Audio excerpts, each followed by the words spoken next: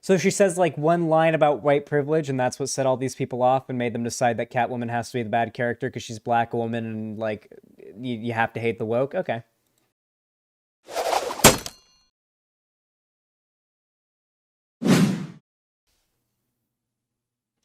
I have not seen the new Batman movie.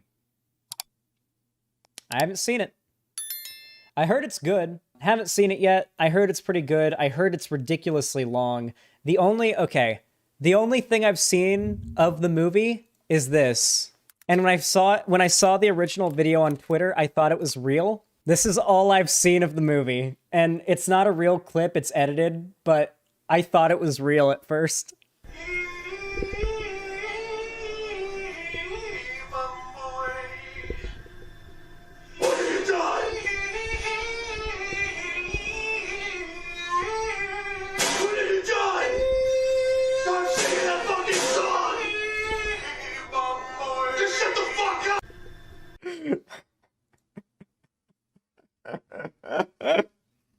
That's all I've seen of the movie. That's not much different than the real scene, though. I know it's not much different from the real scene because I read the comments, but I just thought it was so good. Watch it in theaters? Fuck no. I've got HBO Max. It's on HBO Max, isn't it? Oh, in that case, I'll find other ways to watch it. Anyway, Ben Shapiro did a review of it. All I know about this movie, besides that meme, is that they race swapped a couple of characters.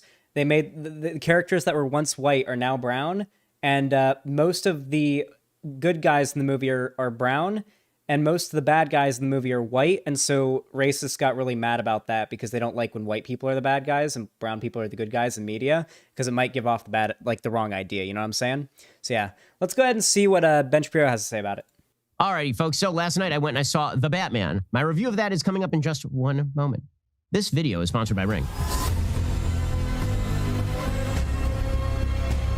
Oh my god, he's sponsored too. Jesus, these motherfuckers just be dragging in that fucking cash. So, last night I went and saw The Batman. Oh yeah, spoilers, by the way, I guess. Listen, spoilers have never once ruined a movie for me. Isn't that the Blue Oyster Cult, like, symbol? Isn't that the symbol on that one album cover for the Blue Oyster Cult? You've seen that album cover, right? I'm pretty sure that's the symbol on the cover of that album, right? Went and saw it with my wife. It is 1 million hours long. Close to it. And it's one of those movies where I started off and I was like, okay. And then I got a little further in. I was like, all right. And then I got to the end. I was like, meh. And then the more I thought about it, the angrier I became. And so like you're about Batman. To hear. He's just like Batman. He's dressed in all black. Soy. He's just like Batman. Soy. A lot of hot takes on the Batman because I hate this movie. Okay, first of all, I'm just going to Oh no. Oh no, the right is doing they're incorporating meme edits into their videos now. Oh no. They've started incorporating meme edits. Are you serious? He's been doing it for like half a year now? Noah Samson edited this. Tell you right up front, spoilers. Spoilers aplenty here. So if you haven't seen the film yet and you want to see the film and you don't want to be spoiled, I'm warning you. You've been warned.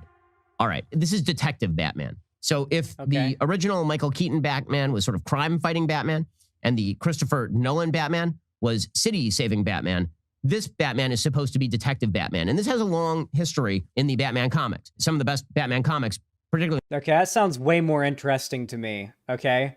I'm sorry.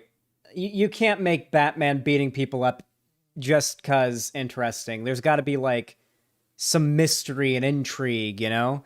And, like, something there that keeps you wondering, you know? Like I like the idea. I hope this is what this movie is. It's like there's a mystery, and we're discovering and uncovering the mystery along with him. That sounds like an interesting Batman movie. My favorite, The Long Halloween, is rooted in the idea of Batman not just as capable. Ben Shapiro reads comic books? I mean, maybe, but I don't know. Listen, all I'll say is the conservative grift tubers who pretend to be like, who do all like the nerd coverage of stuff, all pretend to be into the media that they bitch about, okay? Like, I think Vadim Newquist, Creationist Cat, did a takedown of the quartering and like Geeks and Gamers, etc., and just revealed how little they know about the comic source material they bitch about. And it was astonishing how much opposers people like the quartering and Geeks and Gamers are when they talk about like nerd media. They really aren't as knowledgeable or longtime fans of it as they claim to be for the clicks and the sympathy. A crusader, but as a great points. detective, smarter than everybody else, capable of picking up on clues, investigating and tracking down crimes. I'm going to start with what's right with the film because it's going to be real short. So what's right? We're gonna speed this up real quick because I don't know how much this is going to be Ben attempting movie analysis and how much this is going to be political shit.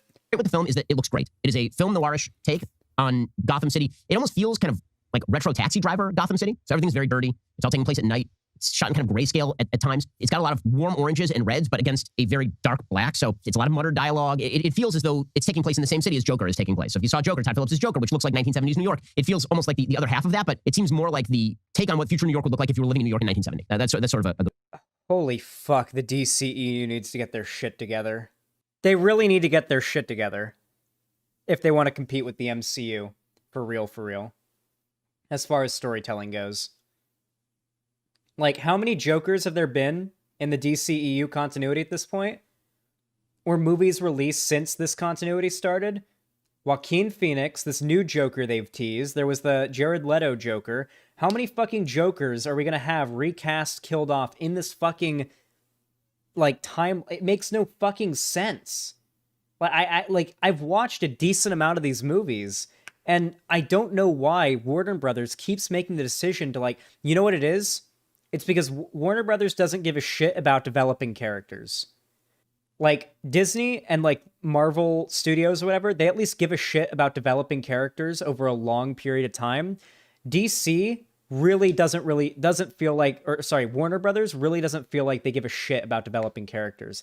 It feels like all they want to do is just bank off of the brand recognizability. Like, let's cast a new Joker every single year and get people hyped about a new Joker, even though it means that we can never get attached to a Joker character with a long standing presence in a cinematic universe they're apparently trying to build. Like, I don't get it. It's like, yeah, DC feels like the movie franchise version of Space Jam 2. Like, there's been some hits, you know, like The Suicide Squad, Peacemaker. I really enjoyed those. Shazam was really good. Like, these are all really good. And the reason they were all really... Joker was even good. But the reason why most of those movies were so good, at least in my opinion, was because not only were they well made, but they also weren't, like, confusing. Like, I wasn't thinking the whole time, okay, so what continuity does this take place in? It was very explicitly the same continuity as the Justice League. And they were explicit about it from the beginning. Same as Suicide Squad, same as the Justice League, same continuity, we know what's up. But, like, yeah, I don't know. Shazam was only good because it felt like a Marvel movie? Nah, I just thought it was... I thought it was just a fun movie. I mean, saying it felt like a Marvel movie is, like, kinda... You're kind of saying right there that, like, DC can't win, basically.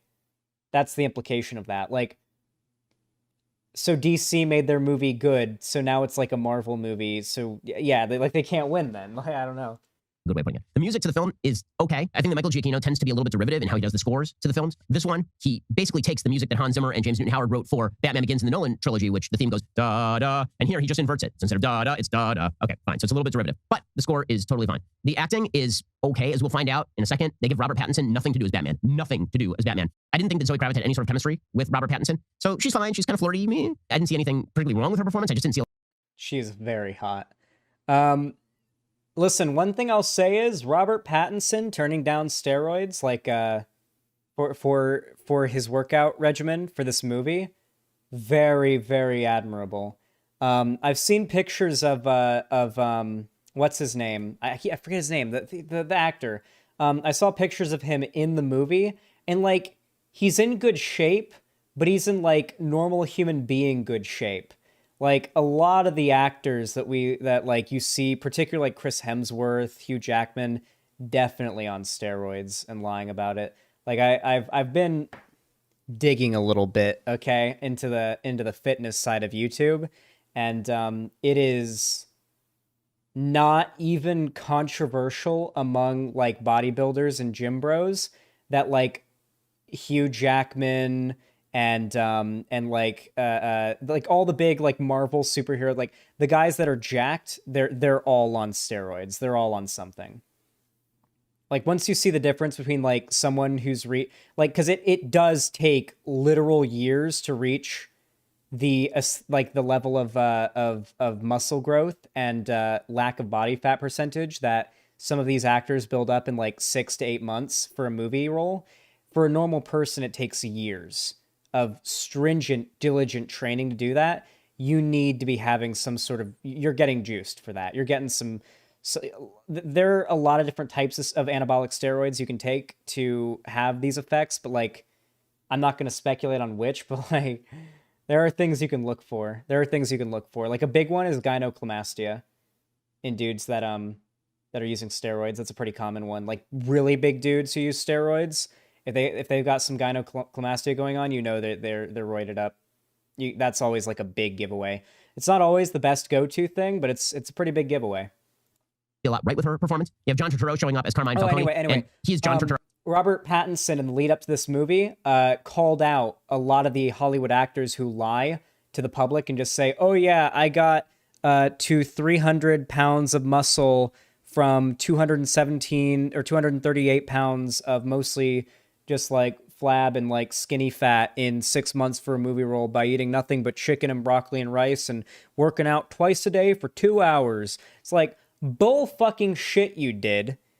You listen, okay? When steroids are an option, do you think these actors who need to get bulked up as fuck in half a year, which is, by the way, basically impossible unless you're a genetic anomaly, do you think they're not doing that? Do you think these rich actors for these movies aren't going the easy way, especially when as soon as those movies have finished filming, they immediately fall off the wagon and go back to being like in the shape they were in before? They all fall off the wagon after filming almost. None of them keep anywhere close to the same physique as they had. They all fall off the wagon because not only is the regimen they're on completely unsustainable, but they're also on fucking roids. And they're on roids to get jacked quickly for a movie role. Robert Pattinson called it out, and honestly, respect to the motherfucker for not doing roids and getting buff as shit for this movie. The dude would have had a legion of hot women simping for him on the internet, the biggest ego boost you could imagine, akin to since he was Edward in Twilight. Bigger than since he was Edward in Twilight. And he decides to turn down the steroids, work out the hard way naturally, not look as good, and then call out Hollywood for it. Really, really respectable. Really respectable.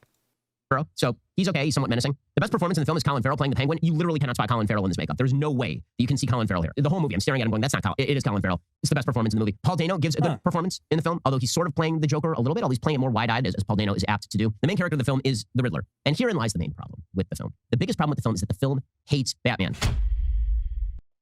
Interesting. Does it happen to be because he is a rich white man? Like the actual Batman character hates the Batman character. And this drives me up an absolute wall. The biggest problem with the film is not the wokeness. Yes, there's some woke touches. You have Catwoman, who is a woman of color, who is, of course, good. And you have the black female mayor, who is good. And you have the black Jim Gordon, who is good. Every white character is apparently bad. Like all.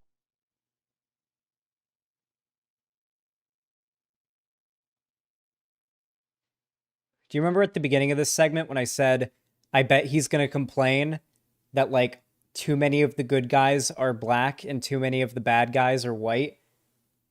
And they don't like that because that might give the wrong idea. Yeah, I know, Ben. We don't want to be teaching those impressionable kids out there watching this movie that, brown people can be good and white people can be bad. We got to be real careful about that. Don't want to give the wrong impression. I know what you mean, Ben. All of them. Fine, whatever. I don't really care about that. That's fine. You have Catwoman say stuff about white privileged elites, and she makes a suggestion that Bruce Wayne as a child when his parents were killed, he doesn't really have a right to be super upset. Also, let's be real. I'm sorry, aesthetically, canonically, and just overall, I feel like it just makes more sense for Catwoman to be black, you know? She wears a black suit. Her whole thing is that she's like a black cat, kind of. That's what she evokes. I don't know. I just always thought of her as being like a sexy black lady. Maybe because that was the first ever portrayal of her that I saw on screen, was a black woman portraying her. But like, that's always how I imagined her. Whenever I saw like Catwoman was already was Halle Berry. Yeah, like that's what I'm saying. Like that's what I've always imagined when I thought Catwoman, you know? Or Eartha Kitt, yeah. Yeah, she also played Catwoman. Yeah, this isn't like anything new. This is nothing new. This isn't even like anything close to a crazy race swap. This, if anything, this precedent's been set, you know? Eartha Kitt erasure? I'm not erasing anything. Upset about that because, of course, he was very, very rich. That doesn't kind of rings hollow. Now, a lot of these lines seem like throwaways for film lefty Twitter, but the main theme is not a throwaway. The main theme is what matters here. The film despises Batman. So every Batman iteration has to explain why a man who is a billionaire would dress up like a bat and go around beating up criminals. It's not answered, and the director doesn't know, and the writer doesn't know, and this is the problem. So in the Nolan films, to take the contrast, the question as to why Batman does this is because if Batman does not actually intimidate the criminal underworld because the city is so corrupt, no one else will do it, and money isn't going to solve the problem. And so he needs to create a theatrical kind of fear in order to dissuade the criminal underworld from participating. And then, as it turns out, he also has to save the city itself and demonstrate his faith in the city by becoming a symbol. Here, you don't. So in the lore of that world, it kind of makes sense, but in the real world, the reasoning behind it makes literally no sense whatsoever. Remember, by the way, we're talking about superhero movies, okay? Let's keep that in mind. Really know why Batman is doing what he's doing. It's never explained. He's very wealthy. He doesn't apparently do anything with his wealth. He doesn't try to give charity. He doesn't. This is actually made a plot point. He's a bad man. He's white. He's a bad white man who doesn't actually give charity. He's not involved, and he's not playing that as a role. Again, this is part of the problem: is that Bruce Wayne and Batman are the same character. So if I keep using the Nolan comparison because it is the gold standard for all superhero movies, not just Batman movies. So when you look at Nolan's Batman, Bruce Wayne is the character that Batman is playing. Okay, Bruce Wayne is not real. Batman is real. Batman is who Bruce Wayne really is, and so he has to play a fop. The poison for Cusco, the Cusco's poison, the poison that was made specifically for Cusco. In Batman Begins, he's squaring around ladies in his Lamborghini, and he's buying hotels, and he's doing all of this just to cover up for the fact that he is Batman. So you get very separate Batman and Bruce Wayne. You get the same thing actually with Michael Keaton. Batman and Bruce Wayne are two different characters. Here, Batman and Bruce Wayne are the exact same character. There are points where Bruce Wayne is walking around. He's got the same dour expression, same glazed look, same kind of emo thing going on as Batman does the entire movie. And so there's no dichotomy. Alrighty, folks, well, I may not have loved the Batman, but here's the thing. Real Batman knows how to protect himself and protect his family, and you should... Okay, buddy. Okay, buddy. Wait, the plot, can we get to the wokeness? Where's the wokeness? Get me, what's it about? What it's about? Hold on, where's the, oh, he saved the woke for the end, didn't he? Maybe not. All right, plot of the film. Batman has only been Batman for a couple of years, so he's not really good at Batmaning yet, and he is tracking down criminals, and he gets drawn into a plot by the Riddler. The Riddler is giving clues so that Batman can track down all the way through the system of Gotham, this city. No, I'm not streaming on Twitch, there's no ads. Wide corruption that apparently is going to bring down the entire superstructure of faith in the city. Meanwhile, you have Catwoman, who's Selena Kyle, played by Zoe Kravitz. And Zoe Kravitz is similarly engaged in an attempt to commit a robbery against one of these underworld figures, but she's drawn into Batman's orbit by a murder that both of them are investigating at the same time, the murder of her roommate, maybe something more going on there. The Riddler is the main villain of the movie. You see the Penguin a fair bit. Carmine Falcone is one of the big characters in the movie. You get a little bit of Alfred. Of course, you get Jim Gordon, whose main job in this film is apparently just to say Jesus over and over again. Christ is Coulson. Whenever something bad happens, he just goes, Jesus. And that happens like 6 times. Like, Jim Gordon does nothing except for basically stop Batman from getting arrested a lot. That's pretty much all he does. He's a bad detective. He doesn't do anything. The plot is that all these people get killed. Batman uncovers it. He realizes that his dad was corrupt also, or that his dad engaged in corruption with Carmine Falcone. Finally, we get to the end. Paul Dano does it's such a ripoff of Seven. He gives himself up. He doesn't get captured by Batman. Batman does not... But I actually believe that Ben, like, watched this movie and paid attention. He's, like, actually ranting about this movie's story. A single one of these deaths. Batman, in fact, is complicit in one of the deaths by accident. And he doesn't actually capture the Riddler because he's clever. The Riddler gives himself up by sitting in a diner and getting arrested. Then he unleashes a bombing of Gotham that essentially causes the flooding of the city. And Batman goes to the Madison Square Garden, where a mayoral event is now being held for the brand new mayor, who is an uplifting black female who has no other story or backstory, so she's really uninteresting. It's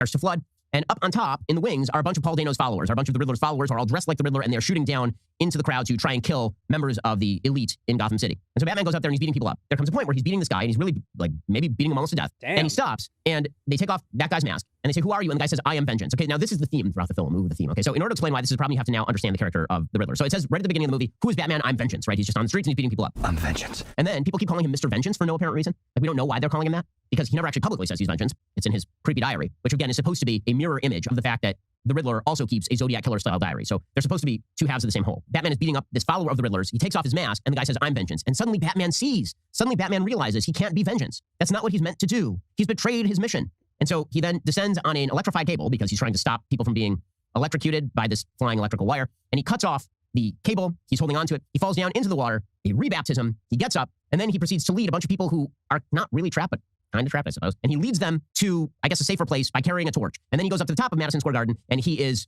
helping people be airlifted and evac'd out, medevac'd out. And this is how he has learned fulfillment. So what is this movie about? This movie is about how fighting criminality does not actually help innocent people. He says this at the very beginning. He says, I'm not sure I'm doing any good. I'm not sure I'm doing any good. By fighting the criminals, crime is still up. It turns out that Batman has to stop being Batman. Batman has been missing it the whole time. What Batman really has to be is Superman. Batman needs to go into areas like Madison Square Garden and not fight the criminals. He needs to...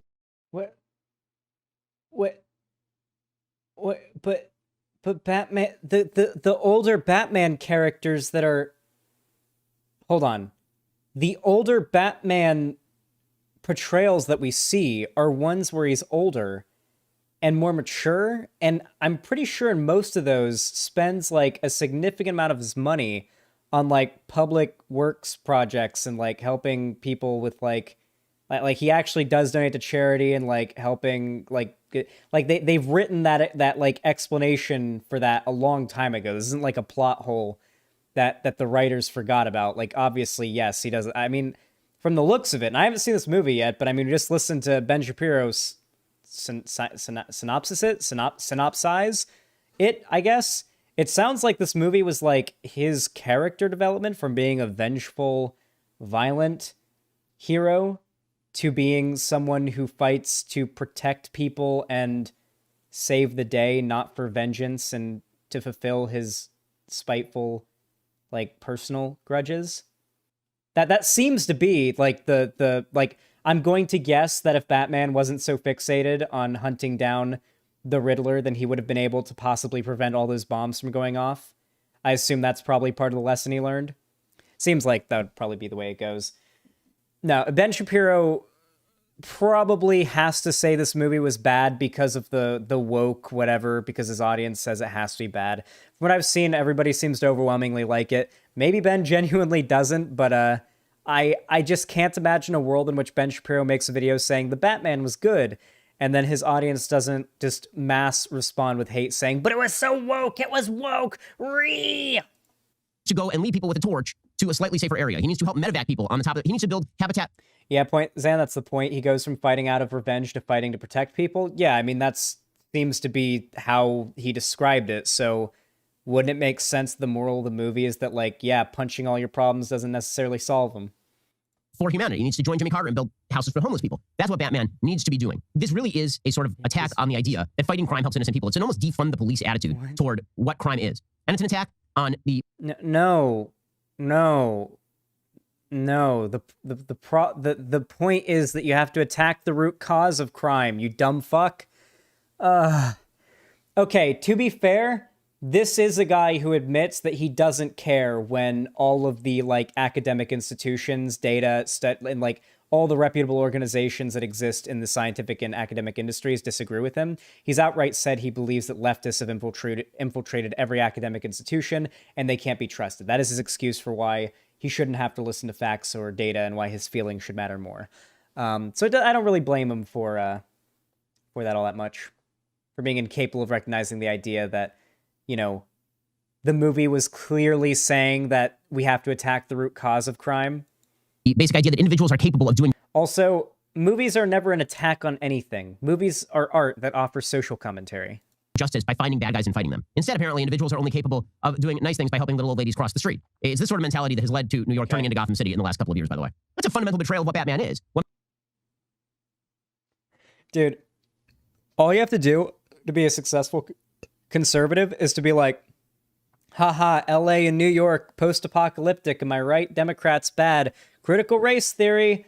Oh, LGBT people are groomers. Ha! Attack helicopter. 2 genders. Non-binary. Oh, the TikTok DID fakers. You can basically go in a cycle covering those things over and over and over and over and over again and pull in like $1 million a year. What makes Batman different from the Riddler and than any of these other criminals is these criminals target innocent people, and Batman targets criminals. That's the basis of the character. The entire basis of the character is the cops are bad at targeting criminals because they're corrupt. Batman is good at targeting criminals because he's smart, and because he's rich, and because he's incorruptible. That's the entire basis of Batman. And they take all that and they flip it on its head because they don't like Batman. And this is why I have real problems with the movie. I kind of hate the movie. Like, the more I think about it, the more I get angry at it. Because they take the fundamental idea of what Batman is supposed to be. You created quite the non-binary fuss over your woke sky. The protector of the innocent who targets the criminal. And they say that if he targets the criminal, this makes him no different than criminals. Because Paul Dano, who's the Riddler, is also targeting criminals. All the way up until the very end, when they have to just sort of add on this attack on Madison. Can somebody link me that fucking tweet, please? Square Garden and New York Broad Writ for no reason. He has no motivation for blowing up a bunch of trucks and flooding downtown. Like, none. He doesn't explain why he does it. He doesn't explain what the purpose of it is. All the way along, he's been saying, I'm exposing the true face of Gotham. Okay, that's a rationale. But what does that have to do with blowing up the city? They add that on I think he's just a serial killer who wanted to kill people, right? just so that they can create a false distinction between Batman and the Riddler so that Batman can change his mission. So now Batman's mission is not beating up bad guys and stopping bad guys. Now Batman's mission is to be a firefighter. I'm sorry, the Riddler's such a funny name because I almost want to call him the Diddler, especially with like how he looks in this movie. You know what I'm saying? He's no longer a detective or a police officer, he's a firefighter. That's a betrayal, and it's a real problem. God, the most hated Batman villain, the Diddler. And that's my biggest issue with the film. It just feels like such a sellout. It feels like such a The Diddler's the only one Batman decides, all right, I'm going to kill this one. sellout of what Batman is supposed to be. Again, it's got a little bit of woke politics. That's really not the problem. The problem is the broader woke orientation of the film. No if the Nolan Arkham Batman was Asylum about for the idea you. that you help innocent people by fighting criminality and provide an inspiration to people to fight criminality, if that's the idea of Batman, which it is, that's completely thrown on its head here. Matt Reeves, who's credited as both a director and a writer on the film, he does not like Batman, and I can't get over this. How do you give $150 million to a dude to make a movie about Batman when he clearly does not like Batman? When he thinks I'm sorry. Are there not like several examples of directors creating like some of the most beloved film adaptations of an original work that like specifically didn't like the original? Oh wait, here's a good example. The people who are making The Boys TV show do not like The Boys comic at all. Which is probably a good thing because The Boys comic kind of sucks and the show's much better. So, yeah, there you go. There's an example of how something good could come out of that. There's no way. Oh, because, like, Enigma. That's got to be why that's his... That's why... Yeah, because it's, like, short for Enigma. That is very poorly aged, though, Miss Nibiru, because it sounds like a mix between the N-word and Ligma. that Batman is bad, and that Batman has to be shown the error of his ways and learn to be a nicer human being. By the way, at the very end of the movie, Catwoman, who at no point has actually demonstrated any sort of moral bona fides. Like, I'm not sure she does a moral thing in the entire movie. At the very end, she says to him, why don't you run away with me? And we'll go rob some hedge fund CEOs. And he doesn't say back to her, you know, that's bad to rob hedge fund CEOs. Instead, he's like, he thinks about it for a moment. She's like, no, you belong in Gotham. The generalized cheap left-wing sensibility is very silly with regard to Catwoman. If I have not made clear at this point, the movie's also 8 hours long. It's like a Wagnerian ring cycle, this film. It just goes on and on and on. Every shot. I have heard it is the longest movie ever made. I like how, like, he has to keep bringing up Catwoman bad. Is it just I'd fuck Catwoman even though the movie was atrocious? Okay. Wait, okay. Is, like, Catwoman super woke or something? Because, like, the way these people talk about it, it sounds like there's, like, a 10-minute scene of Catwoman explaining to Batman his white privilege or some shit. Black equals woke. She says one line. She says white privilege once. That's enough for them. So she says like one line about white privilege, and that's what set all these people off and made them decide that Catwoman has to be the bad character because she's black woman and like you have to hate the woke. Okay. Shot is composed in order to have people walk across rooms. Like Christopher Nolan would snap that cut right to the action. If you watch Dark Knight, there is no wasted motion in that film, and it's 2.5 hours long. This is 3 hours long, and it feels like 4. I never check my watch during movies, particularly not a Batman movie, and I check my watch at least twice during this film. It's better than Marvel because everything's better than Marvel because Marvel doesn't take characters seriously, and Marvel feels like cotton candy. This doesn't. DC fans coping. Oh, I love I love when fucking DC fans cope about the MCU. I love when DC fans cope about how much more successful and better the MCU is. I'm sorry, but if you're a DC fan, get on board with being as mad at Warner Brothers as I am, okay? You guys have been done dirty. Warner Brothers does not give a fuck about the IPs that they own and have been butchering them, okay? It has been flukes and lucky breaks when we have good portrayals of DC characters. The MCU has been consistently pumping out successful bangers, reliably successful bangers, for the last 20 years or some shit like that. Not 20 years, but like, you know, it's been a long fucking time. It's been like over 10 years. Feel like cotton candy. It just feels like a fundamental betrayal of the character, which is just it's lazy writing, and more than that, it's not nice to the audience. The audience wants to see Batman be Batman and be good at being Batman and know why he's being Batman. They don't want to see Batman learn the lesson that being Batman is bad. That defeats the purpose of going to a Batman film. Alrighty, so that is my review of The Batman. I know. A lot of people really like the movie because, hey, it's Batman. It's hard to dislike Batman. But folks, if you like this video, please like and subscribe and recommend. Hey, do all the things that he's saying here, but do it to my channel. And it's hard to dislike Batman. But folks, if you like this video, please like and subscribe and recommend some other movies that are coming up in the near future you'd like to see me review, or just leave a comment below and tell me how wrong I am, or maybe how right I am. Do those things, but to me, okay? Do like the video, comment, subscribe, ring the bell icon. Follow my social media, link down below if you enjoyed watching. If you want to support me financially, consider, donating, subscribing, gifting a sub over my website, xanderhall.com/live. Helps me keep me out of the desert. And, of course, consider supporting me on YouTube, Twitch, YouTube, Twitch, Streamlabs, Stream Elements, or through Patreon. With all that said, thank you so much for watching, and have a good one.